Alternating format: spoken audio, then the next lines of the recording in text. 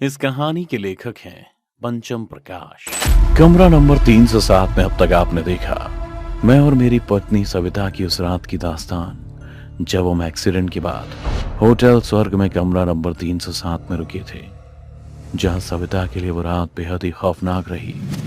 ढाबे वाले के मुताबिक इस रास्ते से गुजरने वाले शादीशुदा जोड़े कभी वापस नहीं जाते, क्योंकि शायद किसी रूह को एक खास जोड़ी की तलाश है।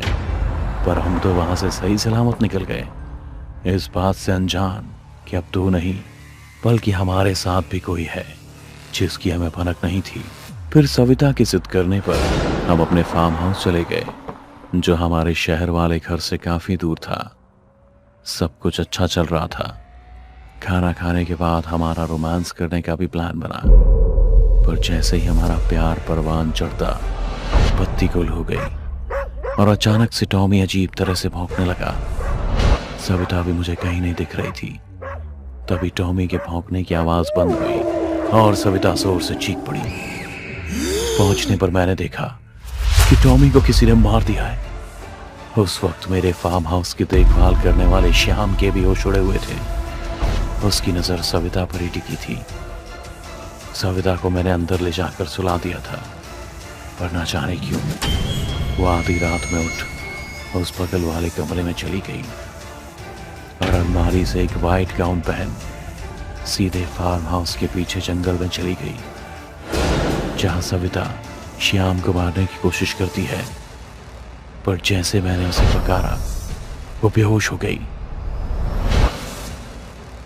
श्याम ने बताया उस पर किसी रूह का साया है, इसीलिए उसने पास में चर्च से पादरी को बुलाया, जिसके आने पर सविता अपने शरीर को बड़े ही अजीब तरीके से मरोड़ने लगी, बिना ये सोचे कि उसकी कोख में जो बच्चा पल रहा है उसका क्या होगा।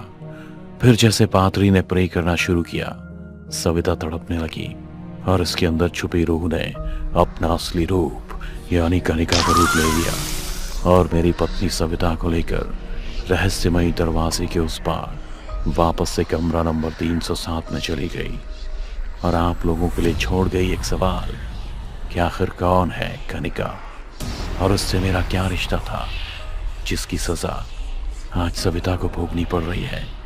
जानेंगे अब आगे। अपनी शादी से पहले मैं अक्सर अपने फार्म हाउस जाया करता था। मुझे अच्छा लगता था। हमारे फार्म हाउस पर घूमने वाले सैलानी भी आते थे, स्टे करते, नाइट आउट करते। सबको मेरा फार्म हाउस बहुत अच्छा लगता था। लेकिन जब मैं अपने फार्म हाउस पर रुकता तो किसी और को स्टे करने की इजाजत नहीं दी जाती। फिर एक रात बाहर जोर से बारिश हो रही थी और श्याम भी कहीं बाहर गया हुआ था, इसलिए अच्छे मौसम का लुत्फ उठाने के लिए मैं बाहर बरामदे में बैठ गया। तभी मुझे फार्म हाउस के मेन गेट से एक लड़की अंदर आती दिखी। सफेद गाउन, खुले बाल और पीठ पर ट्रैवल बैग, ऊपर से नीचे तक पानी में सराबोर।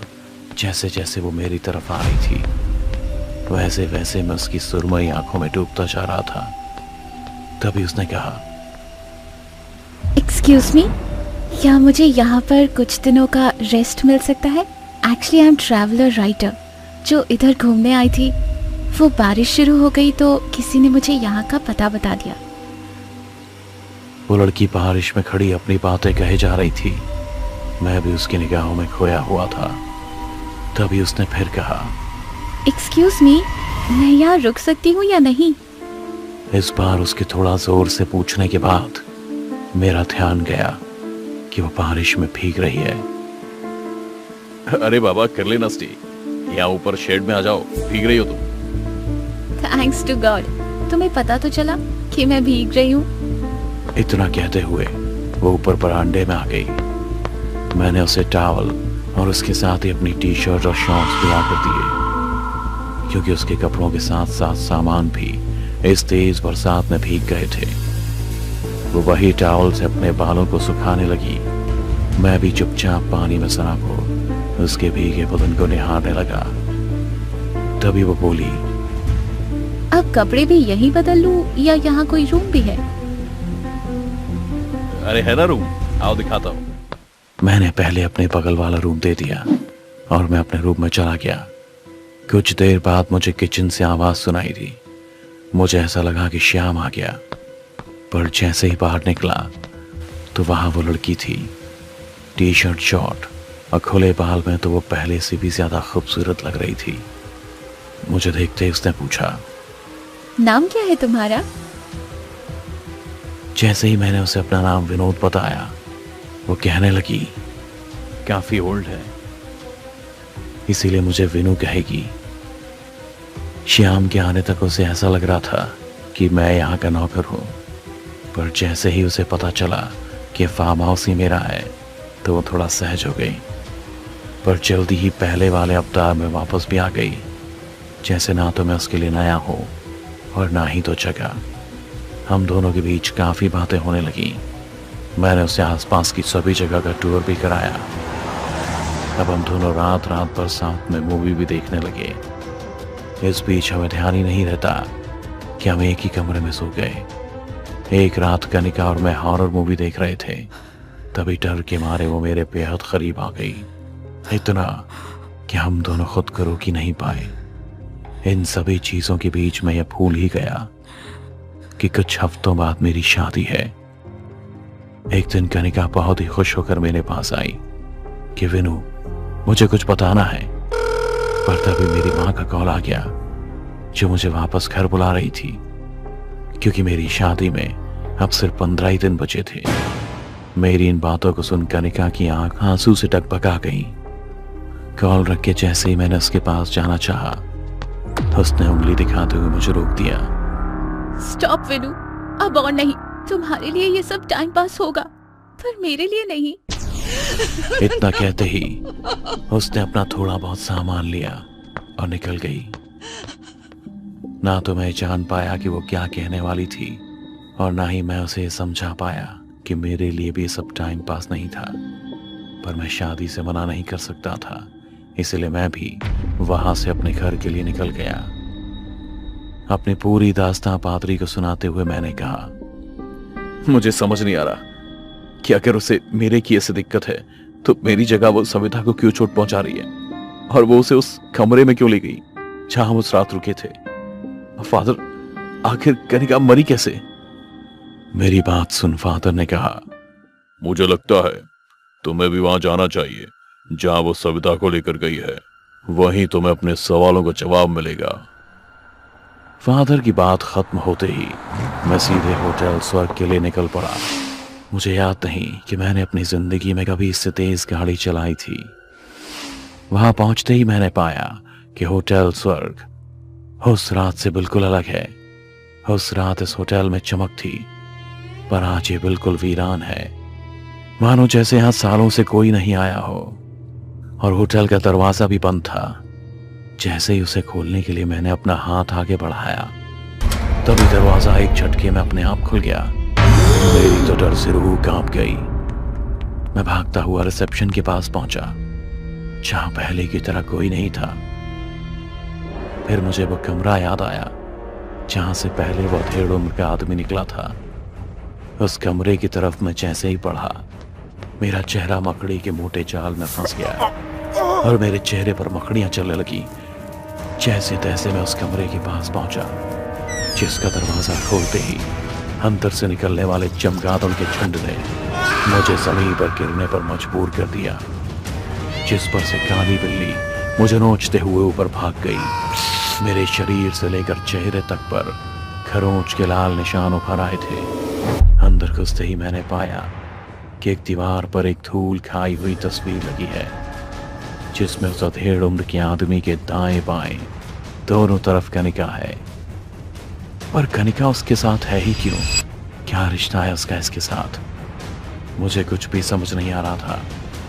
ये सोचते हुए मैं बिस्तर पर बैठा ही था कि तभी मुझे कुछ अजीब महसूस हुआ, जैसे मेरे नीचे कुछ है। मैंने उठकर देखा तो वो एक कंकाल था, और वहीं दूसरी तरफ जमीन के एक कोने में भी एक कंकाल पड़ा था, मानो जैसे सो रहा हो। डर के मारे तो मेरी चीख निकल गई। तभी मेरी नजर पैरों के निशान पर गई, जिन्हें देख ऐसा लग रहा था जैसे कोई उल्टे पांव कहीं जा रहा है। मैं डरते डरते उन्हीं पांव के निशानों को फॉलो करते हुए कमरा नंबर 307 के पास पहुंच गया, जहां अंदर से ठक ठक की आवाज आ रही थी। मैंने धीमे से दरवाजा खोला तो देखा सविता कुर्सी पर बैठी हुई है और टेबल पर अपनी हथेली फैलाए चाकू से अपनी उंगली के बीच में मार रही है। कभी उसका चाकू उंगली के बीच टेबल पर लग रहा था तो कभी उंगलियों पर। टेबल से जमीन पर धीरे धीरे खून टप टप करके बह रहा था। तभी सविता के अंदर समाई कनिका ने कहा, आ गए विनू? उसकी आवाज सुन मैं सहम गया, पर मैंने हिम्मत कर आगे बढ़ते हुए कहा, देखो कनिका, मैं मानता हूं कि तुम मुझसे नाराज हो क्योंकि मैंने किसी और से शादी कर ली। मैं ये कहते हुए आगे बढ़ ही रहा था कि उसने चीखते हुए चाकू सविता की हथेली में धंसा दिया और वापस उसे निकालते हुए मेरी तरफ बढ़ी। अगर एक शब्द और बोला तो ये चाकू सीधे तेरी बीवी के पेट में मार दूंगी। तुझे क्या लगता है मैं ये सब तेरा प्यार पाने के लिए कर रही हूँ? नहीं विनू, नहीं। मैं लौट के आई हूँ तो अपनी जुड़वा बहन मोनिका की मौत का बदला लेने, जिसका रेप कर तूने उसे मार दिया। फिर उसके आगे जो उसने कहा उसे सुन के तो मेरा दिमाग ही हिल गया। मोनिका कनिका की जुड़वा बहन है और दोनों इस होटल की मालिक की बेटी। कनिका के मुताबिक जब वो मुझे छोड़ फार्म हाउस से गई तो उसे ढूंढते हुए उसकी जुड़वा बहन मोनिका फार्म हाउस पर आई थी, क्योंकि कनिका ने उनसे काफी समय से कांटेक्ट नहीं किया था। होटल पहुंच जब कनिका को पता चला कि मोनिका उसे ढूंढते हुए फार्म हाउस आई है तो वो भी वापस आई, जहां उसने देखा कि श्याम फार्म हाउस के पीछे गड्ढा खोद रहा है और बेजान उसकी बहन अपनी अंतिम सांस ले रही थी। जैसे ही कनिका उसके पास पहुंची तो उसने अपना दम तोड़ दिया और श्याम पर टूट पड़ी, लेकिन श्याम ने बड़ी चालाकी से अपना सारा किया धरा मेरे नाम से जोड़ दिया। जब कनिका अपने पिता के पास अपनी जुड़वा बहन की लाश लेकर पहुंची तो उनका बुरा हाल हो गया और मोनिका की जान जाने का कारण उन्होंने कनिका को समझ लिया। उन्होंने तो ये तक कह दिया कि अच्छा रहता कि मोनिका की जगह कनिका मर जाती। ये सुनकर कनिका टूट गई और उसने अपने पापा की दराज से उनकी पिस्तौल निकाली और खुद को गोली मारने ही वाली थी कि उसके पापा बीच में आ गए और खींचा तानी में गोली उसके पापा को लग गई और उन्होंने कनिका के सामने ही अपना दम तोड़ दिया। एक ही झटके में उसकी दुनिया उजड़ गई। पहले उसकी बहन जिसे वो जान से भी ज्यादा प्यार करती थी और फिर उसके पापा। वो उन दोनों की लाश को एक नजर देखते हुए अपने कमरे में आ गई और खुद को गोली मार अपनी जान ले ली। अपनी आखिरी सांस उसने यही माना कि इन सभी चीजों की जिम्मेदार मैं ही हूं। अपनी बात पूरी करते हुए उसने चाकू सविता के पेट की तरफ बढ़ाया और कहा, विनू पता है उस दिन मैं तुम्हें क्या बताने आई थी? यही कि मैं तुम्हारे बच्चे की माँ बनने वाली हूँ। पर तुम्हें क्या मतलब, मैं तुम्हारे लिए टाइम पास थी और मेरी बहन का भी तुमने वही हाल किया। इतना कहते ही उसने चाकू से सविता के हाथ पर एक और कट मार दिया। तभी मैं घुटनों के बल आकर गिड़गिड़ाने लगा, कनिका प्लीज मेरी सविता को छोड़ दो। माना जो हुआ हमारे बीच वो गलत था, पर ना तो मुझे तुम्हारे प्रेग्नेंट होने का पता था और ना ही मैं तुम्हारी किसी बहन को जानता था।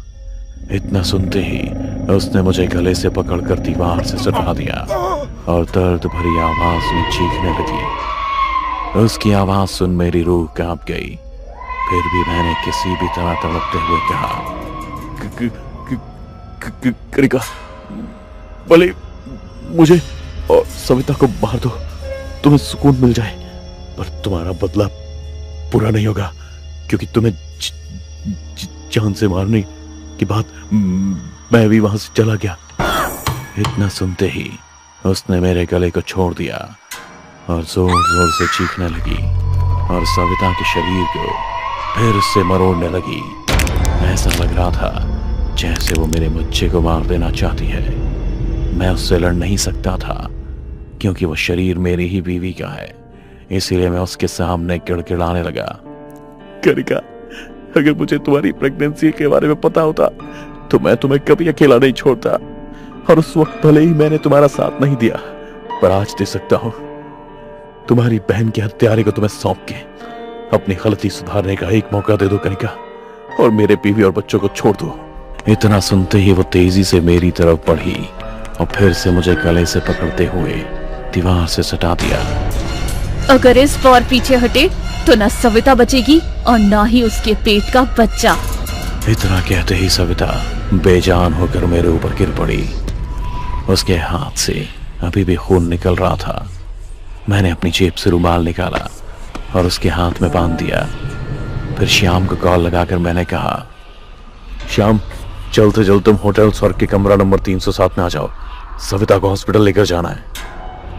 श्याम को इतना कहते ही मैं सविता को वहां से लेकर सीधे हॉस्पिटल की तरफ निकल गया और श्याम अपने किए की सजा पाने कमरा नंबर 307, जहां पहुंच वो मुझे आवाज भी लगाता है, विनोद साहब, विनोद साहब।